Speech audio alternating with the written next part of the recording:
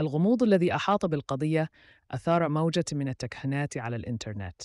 البعض قال إنها قد تكون اختطفت من قبل منافسين في السوق، والبعض الآخر اعتقد أنها ربما هربت من ضغوط العمل الشديدة، فيما ذهب آخرون إلى نظريات مؤامرة أكثر تعقيداً. مرت الأيام والأسابيع دون أي تقدم. بدا وكأن القضية ستصبح واحدة من الجرائم الباردة التي لا تحل أبداً، حتى حدث تطور مفاجئ بعد شهرين من الاختفاء. تلقى المحقق المسؤول عن القضية، المفتش جيمس كارتر، اتصالاً مجهول الهوية. كان المتصل يمتلك معلومات لم تكن معروفة للعامة.